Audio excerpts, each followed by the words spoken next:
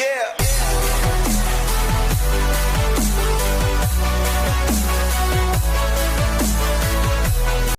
Benvenuti in questo nuovo video. Oggi parleremo dei test da fare sulle mountain bike elettriche.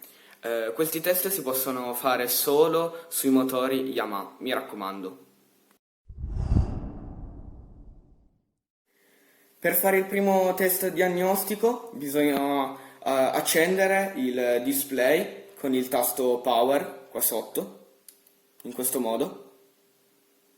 Una volta acceso bisogna premere il tasto power per almeno 10 secondi. 1, 2, 3, 4, 5, 6, 7, 8, 9, 10. Allora, vi comparirà questa schermata, è normale. Dovete innanzitutto premere più volte questa freccia in basso finché non vi compare D1 che è scritto qua piccolino.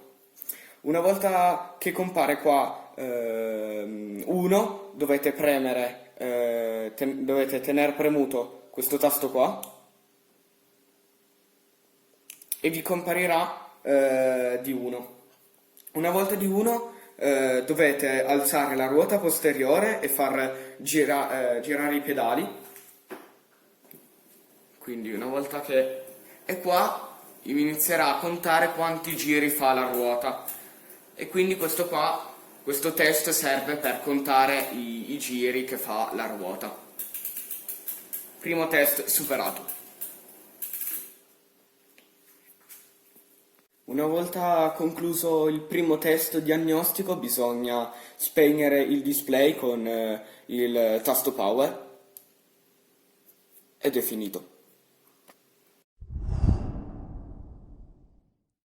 Adesso partiamo con il secondo test diagnostico. Bisogna quindi premere il tasto power per accendere il nostro display.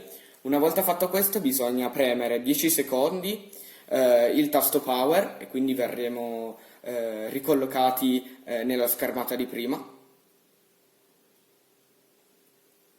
Eccola qua. Dopodiché dobbiamo premere il tasto in giù per 2 volte finché non compare il numero 2 qua sotto. Dopodiché dobbiamo tenere premuto il tasto sempre in giù.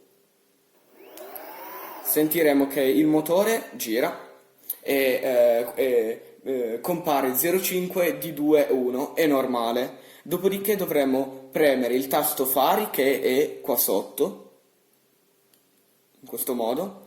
Qua ci segnerà appunto D2 2. Qua questo test appunto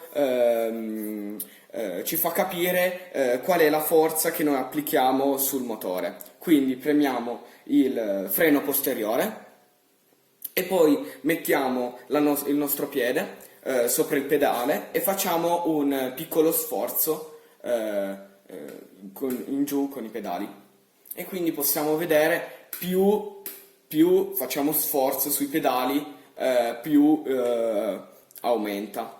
FL è appunto il massimo di sforzo che possiamo avere sul motore e poi quindi più diminuiamo la nostra forza, più il numero diminuire.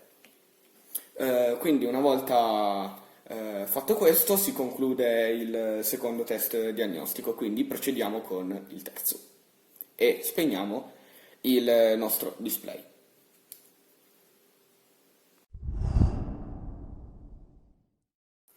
Eccoci arrivati al terzo test diagnostico. Questo qua è abbastanza utile per vedere se all'interno del motore durante i nostri giri in mountain bike ci sono stati degli errori e quindi adesso vedremo come vedere questi errori. Quindi innanzitutto come prima accendiamo il nostro display con il tasto power. Di seguito dobbiamo sempre tenere per 10 secondi il nostro tasto power e quindi verremo appunto ricollocati nella schermata di prima. Eccola qua. Visto che è il terzo test dobbiamo premere la levetta in giù per 3 volte, comparirà appunto il numero 3 Una volta fatto questo, bisogna appunto tenere premuto il tasto in giù e qua vedremo quanti errori ci sono stati nel nostro motore, nei nostri giri. In questo caso nella mia mountain bike elettrica ci sono stati 0 errori, meno male, questo è una cosa positiva, mentre se ci sono stati degli errori verranno indicati e quindi bisognerà appunto capire di cosa si trattano questi errori. Per resettare la memoria bisogna premere contemporaneamente la freccia in giù e il tasto della luce, quindi il tasto in giù e il tasto della luce. In questo caso ci sono appunto 0 errori, quindi rimane così costante. Abbiamo terminato il terzo test diagnostico e quindi rispegniamo il nostro display.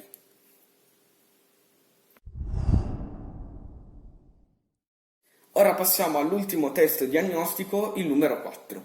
Come prima bisogna accendere il nostro display con il tasto Power. Bisogna tenerlo premuto per ben 10 secondi e quindi verremo ricollocati alla schermata di prima. Ecco, una volta in questa schermata bisogna premere il tasto in basso per ben 4 volte finché non vi compare il numerino 4 qua in basso. Bisogna tenere premuto il tasto qua in basso sempre e quindi vi comparirà questa nuova schermata con di 4 e questo numerino qua in basso. Questo numerino indica qual è la versione del vostro motore. Quindi può essere quella più recente o una versione più vecchia, vi consiglio di aggiornarlo. Dopodiché questo test bisogna spegnere il display e il test è finito. Grazie mille se sei arrivato fino a questo punto, ti ricordo di iscriverti al canale e lasciare un bel mi piace per supportarmi e se hai voglia di scrivere un commento sull'opinione di questo video. Alla prossima!